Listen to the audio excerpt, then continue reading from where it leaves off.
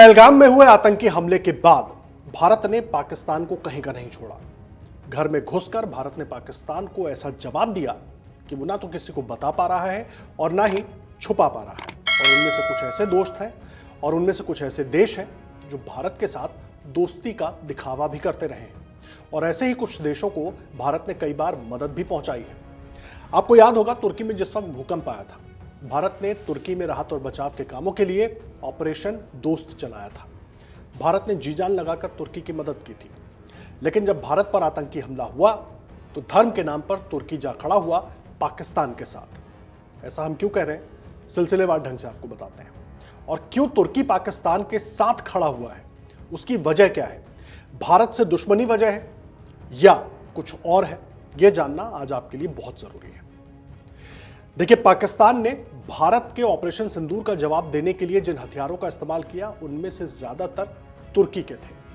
जिन drones का इस्तेमाल पाकिस्तान ने किया, वो उसे तुर्की की मदद से मिले थे। अब इसको लेकर भारत में उबाल है और तुर्की का जमकर बॉयकॉट हो रहा है। और ये बॉयकॉट सिर्फ ऐसे ही नहीं हो रहा, क्योंकि तुर्की जिस तरीके से पाकिस्तान के साथ खड़ा नजर आ रहा है, उसको लेकर के भी हो रहा है। सरकार भी पाकिस्तान के इस ड्रोन दोस्त को तुर्की बतुर्की यानी कि उसी की भाषा में जवाब दे रही है। जनता जमीनी स्तर पर एक अलग तरह की स्ट्राइक कर रही है। अब इस बीच कई सवाल उठ रहे हैं कि आखिर तुर्की पाकिस्तान का साथ दे क्यों रहा है। भारत में तुर्की के बॉयकॉट के बीच तुर्की ने क्या कदम उठाए हैं, तुर्की से भारत में कितना व्यापार होता है, और क्या यह पूरा मामला केवल इस्लामी एकता का है या कुछ और है। क्या तुर्की इस्लामिक वर्ल्ड में अपना वर्चस्व बनाना चाहता है, इसके लिए उसे पाकिस्तान जैसे एक परमाणु देश की जरूरत है। ये तमाम अहम सवाल है। देखिए, 7 मई के बाद से सोशल मीडिया पर लगातार बॉयकॉट तुर्की जैसे हैशटैग ट्रेंड कर रहे हैं। सोशल मीडिया में चलने वाले इस अभियान में आम लोगों के साथ साथ अब टूरिस्ट सेवाओं से जुड़ी भारतीय कंपनियां भी शामिल हो गई हैं। पाकिस्तान का साथ देने की वजह से तुर्की को बड़ा नुकसान उठाना पड़ रहा है। खबरों की माने तो पाकिस्तान का साथ देने के पीछे तुर्की का एक पूरा अलग गेम है, और वो सीधे तौर पर भारत से नहीं जुड़ा हुआ है, लेकिन फिर भी असर भारत और तुर्की के रिश्ते पर पड़ रहा है। देखिए, तुर्की पाकिस्तान के रिश्तों को समझने के लिए आपको मिडिल ईस्ट की पूरी गणित को समझना होगा, वहां की जियोपॉलिटिक्स को समझना होगा। तुर्की के राष्ट्रपति एर्दोगान का तालमेल सऊदी अरब, यूएई जैसे अरब देशों के साथ ठीक नहीं रहा है। तो वहीं इन देशों के साथ भारत की नजदीकियां काफी देखने को मिलती हैं। ईरान भी भारत से अच्छे रिश्ते रखता है, व्यापार के लिहाज से भी काफी अच्छे संबंध हैं। पाकिस्तान के भी ऐतिहासिक रूप से अरब देशों के साथ अच्छे संबंध रहे हैं, लेकिन जब से भारत के रिश्ते अरब देशों के साथ बढ़े, मजबूत हुए, तब से पाकिस्तान के वैसे रिश्ते पहले जैसे नहीं रहे। ऐसे हालत में तुर्की ने पाकिस्तान से दोस्ती आगे बढ़ा ली, या यह कह लें कि करीबी बढ़ा ली।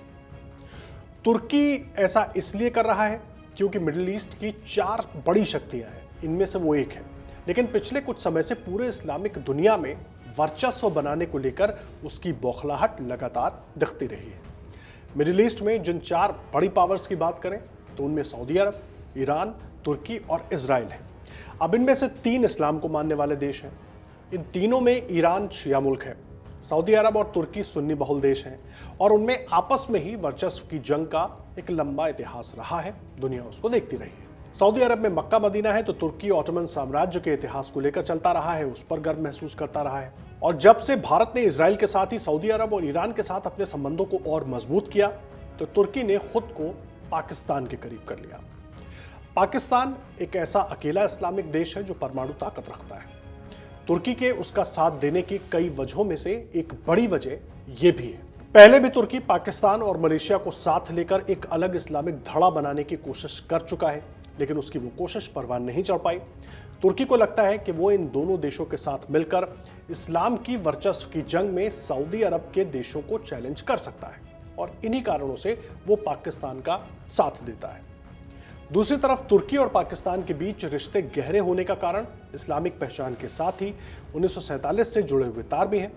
दोनों देशों के बीच के संबंध साल 1947 में पाकिस्तान के गठन से भी पहले के हैं। ब्रिटिश समय के दौरान ही दक्षिण एशिया के मुसलमानों ने तुर्की के खलीफा को इस्लामिक दुनिया का नेता माना, जिसके बाद पाकिस्तान के संस्थापक मोहम्मद अली जिन्ना ने तुर्की के संस्थापक मुस्तफ़ा कमाल अतातुर्क की खूब तारीफ की थी। और इस बार की तरह ही तुर्की ने साल 1971 के भारत पाकिस्तान युद्ध में भी पाकिस्तान को राजनयिक समर्थन दिया था, जबकि पाकिस्तान ने साइप्रस मुद्दे पर तुर्की का साथ दिया था। और इतना ही नहीं, हाल ही के सालों में तुर्की ने पाकिस्तानी संस्कृति में अपनी छाप छोड़ी है। ये सांस्कृतिक कदम तुर्की को पाकिस्तान में एक भरोसेमंद सहयोगी के रूप में स्थापित करने में मदद कर रहा है। वहीं पिछले एक दशक में तुर्की और पाकिस्तान के बीच सैन्य सहयोग में भी काफी तेजी आई है। तुर्की पाकिस्तान को दूसरा सबसे बड़ा हथियार सप्लाई करने वाला देश बन चुका है। दोनों देशों के बीच कई बड़े रक्षा सौदे भी हुए हैं और इस सौदे के तहत साल 2018 में पाकिस्तान ने तुर्की से $1.5 बिलियन में 4 मिलगेम क्लास युद्धपोत भी खरीदे। इसके अलावा तुर्की से पाकिस्तान ने सोंगर ड्रोन जैसे उन्नत हथियार लिए। सैन्य सहयोग ही तुर्की के लिए भारत के साथ टकराव का एक सबसे बड़ा कारण है। दूसरी तरफ इसमें चीन और रूस वाला भी एक एंगल है। ऐसा इसलिए क्योंकि तुर्की इस समय चीन रूस के दम पर उछल रहा है। उसके इन दोनों मजबूत देशों के साथ अच्छे व्यापारिक रिश्ते हैं। तुर्की एनर्जी की जरूरतों के लिए रूस पर निर्भर है, तो वहीं उससे बड़े पैमाने पर इंपोर्ट करता है।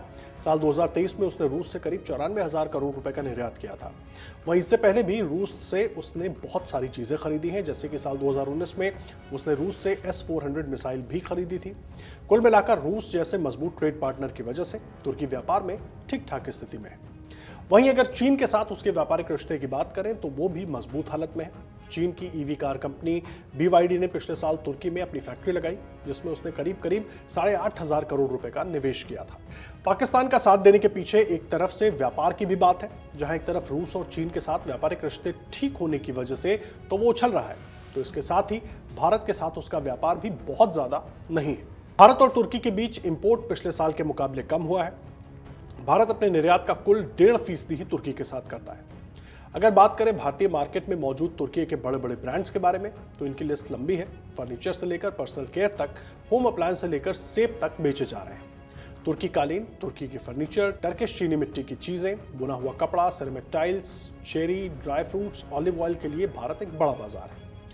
आंकड़ों के मुताबिक जहां साल 2023-24 में भारत ने तुर्की को करीब 65,000 करोड़ रुपए का निर्यात किया था, वहीं साल 2024-25 में यह घटकर 44,000 करोड़ रुपए रह गया। इसके अलावा भारत के एक्सपोर्ट में भी तुर्की की हिस्सेदारी बहुत कम है। भारत अपने आयात का कुल 0.5% ही तुर्की से करता है। इन आंकड़ों से साफ है कि भारत और तुर्की के बीच सीधे तौर पर बहुत ज्यादा कारोबार नहीं होता। हालांकि फिर भी भारत तुर्की को कई मोर्चे पर सबक सिखा सकता है। भारत और तुर्की के बीच भले ही ज्यादा व्यापार नहीं होता, लेकिन जितना भी होता है उसमें अगर भारत की ओर से रोक लगा दी जाती है तो तुर्की को अच्छा खासा डेंट लग सकता है। क्योंकि एक बात आपको और बता दें कि पाकिस्तान की तरह तुर्की भी भारत के आगे कहीं नहीं टिकता, और अगर जीडीपी के लिहाज से भी देखें तो तुर्की भारत से बहुत पीछे खड़ा नजर आता है। वहीं दूसरी तरफ भारत के पास तुर्की के अलावा भी कई सारे ट्रेड ऑप्शंस मौजूद हैं। जैसे अगर हम इंपोर्ट की बात करें तो भारत तुर्की से ज्यादातर मशीनरी और ऑटोमोबाइल के पार्ट्स मंगवाता है। बैन होने के बाद वो इन प्रोडक्ट्स को साउथ कोरिया और जापान जैसे देशों से भी मंगवा सकता है, क्योंकि दोनों देशों के साथ भारत के अच्छे व्यापारिक संबंध हैं। और जब से ये बात सामने आई कि भारत और पाकिस्तान के बीच तनाव में तुर्की ने पाकिस्तान का साथ दिया, तभी से देश के बड़े फिल्मी सितारों ने भी तुर्की के बायकॉट की अपील की, जिसका असर भी देखने को मिला। मेक माई ट्रिप के मुताबिक भारत से तुर्की जाने वालों ने अपनी फ्लाइट्स कैंसिल करा ली है। पिछले एक हफ्ते में तुर्की अजरबैजान जाने वाले यात्रियों के कैंसिलेशन 250% बढ़ गए हैं। वहीं तुर्की का बॉयकॉट अगर ऐसे ही जारी रहा तो इसका खामियाजा उसे भुगतना होगा, क्योंकि भारत से काफी संख्या में टूरिस्ट तुर्की घूमने जाते हैं। वहां की जीडीपी का करीब 12% टूरिज्म पर ही निर्भर है। आंकड़ों के मुताबिक साल 2019 से लेकर साल 2025 तक भारत से तुर्की करीब 11 लाख यात्री गए थे। ऐसे में अगर तुर्की का बायकॉट चलता रहा तो उसकी इकोनॉमी पर डेंट लगना तय है। अब आलम यह है कि सोशल मीडिया प्लेटफॉर्म पर तुर्की के पर्यटन विभाग की एक चिट्ठी वायरल हो रही है। इस चिट्ठी में अंकारा ने भारतीय पर्यटकों की ओर से तुर्की के बहिष्कार का जिक्र किया है। बहरहाल तुर्की को भारत इकोनॉमी के मोर्चे पर घेरने के साथ साथ अंतर्राष्ट्रीय मंचों पर भी घेर सकता है। बहरहाल इकोनॉमिक मोर्चों पर तुर्की को घेरने के साथ साथ भारत अंतर्राष्ट्रीय मंचों पर भी घेर सकता है। जैसे तुर्की में मानवाधिकार वायलेशन बढ़ गया है, भारत इस मुद्दे पर तुर्की को यूएन में घेर सकता है। इससे उसकी साख पर सीधे तौर पर असर पड़ेगा। भारत ब्रिक्स G20 में भी तुर्की का विरोध कर सकता है, उसकी नीतियों पर सवाल खड़ा कर सकता है। आतंकियों को पनाह देने वाले पाकिस्तान का साथ देने के लिए भी उसकी खिलाफत कर सकता है। ऐसे में तुर्की ग्लोबल मंच पर अकेला पड़ सकता है। ऐसे में तुर्की का पाकिस्तान प्रेम और भारत ने बॉयकॉट टर्की की मुहिम उसकी कमर तोड़ने वाली साबित हो सकती है। लेकिन सबसे बड़ी बात यही है कि भारत और तुर्की के बीच बहुत ज़्यादा व्यापार नहीं है, हमारी सीमाएं नहीं जोड़ती, लेकिन सिर्फ धर्म के आधार पर तुर्की पाकिस्तान का साथ दे रहा है, आतंक को नज़रअंदाज कर रहा है और कहीं ना कहीं इसके पीछे सीधे तौर पर मिडिल ईस्ट में उसकी लड़ाई अपने आप को वर्चस्व के मामले में सबसे मजबूत दिखाने की दिखाई देती है।